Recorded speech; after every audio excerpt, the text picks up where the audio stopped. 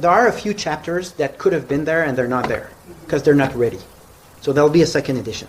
And among those chapters, there's a chapter on relations with First Nations. First Nations are distinct nations, so they're free to participate or not. But we felt we had the obligation to offer them to comment what we're doing. And we feel also we have the obligation to leave them enough time to do that work. So we're not in a rush. As I mentioned, there'll be a second edition in which you'll see new chapters. But that's how we intend to do it. Well, I can hardly wait for the new chapters. That is Paul Saint-Pierre Plamondon speaking of the Blue Book. He's talked about this now for a while, but apparently the first edition is out. And how very thoughtful of him that in the second edition there will be something there for First Nations as well. So very giving in that announcement from PSPP. James Mennie is on the line over at the Montreal Gazette. Jim, what do you think of what you just heard? Well, listen, it's okay. First of all, he's admitting that he didn't do his homework and my assignment's not ready. But can we just take a step back here? Never mind all the fantasy stuff that's going on in there. This absolutely these ridiculous assumptions that are being made by the Parti Québécois about virtually everything. It is what we have here in the Livre Bleu is the DNA of the party. It is the essence of the party. It's where they want to take Quebec. And when are they unveiling it, Aaron? They're unveiling it on the eve of a double-barreled long weekend where absolutely nobody, and certainly not newsrooms, will be paying too much attention. Where absolutely nobody, and certainly the political classes, or I don't know where the hell they are, but they should be working, but they're not. And so they're all out to lunch. In other words, he's playing ring and run. He's dumping this, saying, look, it's there. You all know all about it. Oh, yeah, and the people, we're so, isn't that, I think it's so generous of the Parti Québécois to actually allow First Nations to have, we don't have to do this, but we're going to give them a say on it. Amazing. You know what I mean? Because, and let's face it, I think you and I and a lot of our listeners know that what a lot of First Nations will think in Quebec, a lot of First Nations in Quebec, I can't even say on the radio what they're going to say about what's going on here. Although in many cases, what we're seeing already in Alberta is a lot of First Nations there are saying, hey, you want to leave Canada? Feel fine. You're not taking Alberta with you. The presumption of the Parti Québécois, or more specifically, the presumption of Paul Saint-Pierre Plamondon, who's saying, well, no, we spoke to experts all over the world. So, yeah, we're going to carve out a big piece of Canada, okay? It's going to be an independent country. Oh, by the way, that carve that we're taking out, it's untouchable.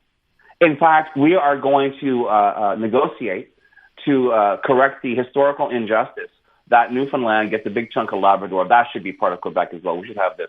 The armed forces, I laughed out loud when I saw it, but it's like basically there will be no problem.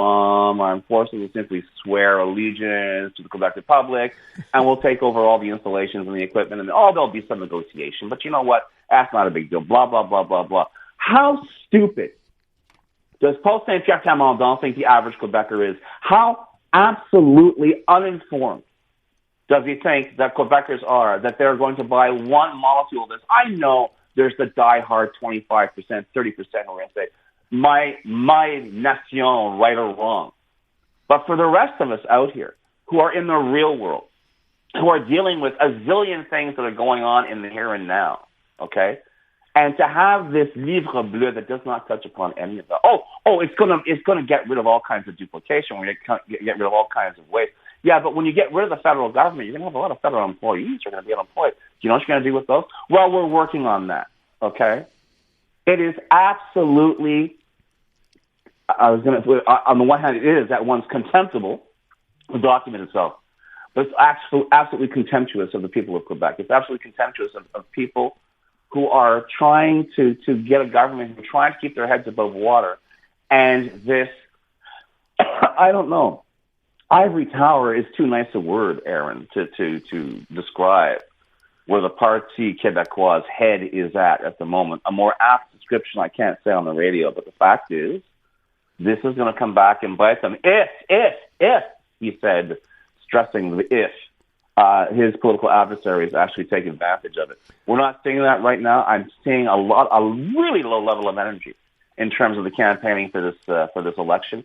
We'll see what happens, but right now, maybe it speaks volumes that Paul Saint-Pierre Plamondon actually felt he could get away with dropping this, and nobody was going to call BS on it. By the way, I should point out, I saw Charles Maillard post basically saying they're going to take a little while to react to the Blue Book right after they have a look at everything that's in here. And he posted that on social media today. They want to analyze it before commenting on it. Hey, listen, take your time, Charlie. It's like, you know what? No one's looking at their watch waiting for you to say what's going on. Okay? I hate to say it that way. So I'm really glad that you piped up.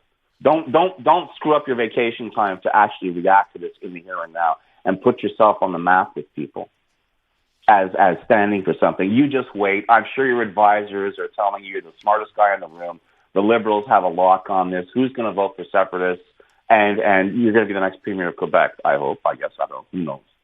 But clearly, I have a sneaking suspicion that come November of this year, we may be looking at the campaign of 2026 may go down in political history as the worst Quebec Liberal campaign since 2018. Wow, that's saying something. I think you've said this before, Jim, but as you say that, I can't help but think, we've talked about Charles Maillard, the fact that, he's not necessarily having broken through yet, but you think the focus here is wrong then, right? This focus on don't worry because no one will vote PQ because we know they stand for a referendum which nobody wants. Never mind me, Aaron, okay? Right now, I have, this story moved yesterday. But it's one of those, middle of summer, let's have some fun, most popular politicians in Quebec, okay? The number one is no surprise to anybody. Paul Saint-Pierre Plamondon's great shaitan, Mark Carney, Prime Minister of Canada, 60% approval, 28% disapproval, 12% don't have an opinion. Let's look at James Mennie. He wants to be Premier of Quebec, okay? We're about, 3.5 months away from voting day.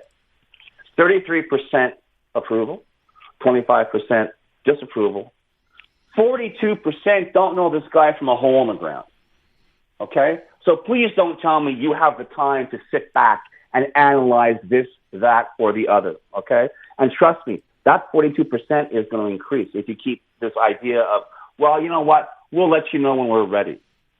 Okay? Much in the same way as the world doesn't have the time to wait and figure out what Quebec wants to be when it grows up, Quebecers don't have the time for the Liberals to figure out who they want to be right now, okay? And if you don't know by now, I suggest you find out real fast, Mr. Milliard, because honestly, at the moment, you're on the fast track to being Quebec's biggest political footnote. He's hearing this. The people in the party are hearing this on a pretty regular basis from all the analysts. I don't know what it's like on the French side, but I know what it's like on our side, on the English side here. You think anybody is taking notes here? I mean, a guy like Andre Pratt, who's been around and is, kind of in this campaign, I believe, at a pretty high level. Do you sense that there's going to be a change, that anybody cares within that party? I sense there's a huge disconnect between the Quebec Liberal Party and the campaign they're supposed to be waging, okay? And I think part of that is because the so-called Quebec Liberal Party has been the Liberal Party of West Island, Montreal for so long, where you didn't even have to campaign, where you knew it was just a matter of trying to guess how big your majority was going to be, that this idea of actually having to work for votes, as far as I'm concerned, it really appears on the part of this iteration of the Liberal Party to be an alien concept, that you actually have to go out there and convince people to vote for you. Okay. When in fact you can turn around and just point at PQ and say, do you really want to vote for that? Do you want to vote for separation? Do you want to vote for uncertainty? I got news for you, folks.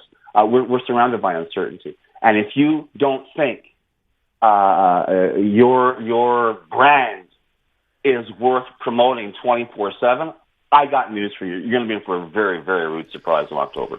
Jim, let me get to the story, which, of course, we spent all afternoon talking about yesterday, that terrible, tragic situation, the shootout claiming the life of a Montreal policeman, a bystander as well, another police officer in hospital right now. And your reaction today, because, one of we had the mayor of the Côte-des-Neiges borough, right, Stephanie Valenzuela, on with us earlier, and talking about the fact that there are people, around that, especially in that area, some of whom are pretty shook up, not going to work today. How do you feel differently as a citizen today after what happened yesterday?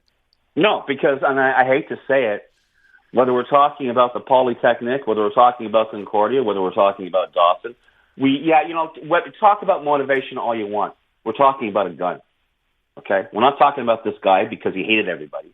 We're talking about this guy because he hated everybody and he had a gun, okay? And the same thing can apply to every other incident that's occurred.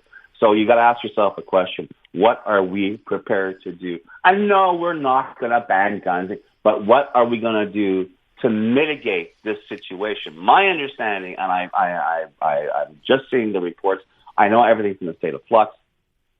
The weapon that was seized is a military-grade weapon. It's legal, but it apparently, and once again, I could stand to be corrected, it's a Russian-made weapon that was used by the military. So, but apparently you can still pick one of these up if you do the right paperwork in Canada. So you know what? I don't want to be flip. This is an absolute tragedy. And even for those who survive, this is going to be with them for the rest of their lives. But let's be clear here. We're talking about a story that begins, has a middle, and has an end about a gun. Let's not lose sight of that. We'll leave it at that, Jim. Thank you. Close your eyes, and you can hear the entire world come alive. 2026 FIFA World Cup is on, and you can stream it all live on TSN Radio. From the opening kickoff to the final celebration, every match, every moment. Listen to FIFA World Cup on TSN Radio. Gives Canada the lift off. Available on iHeartRadio.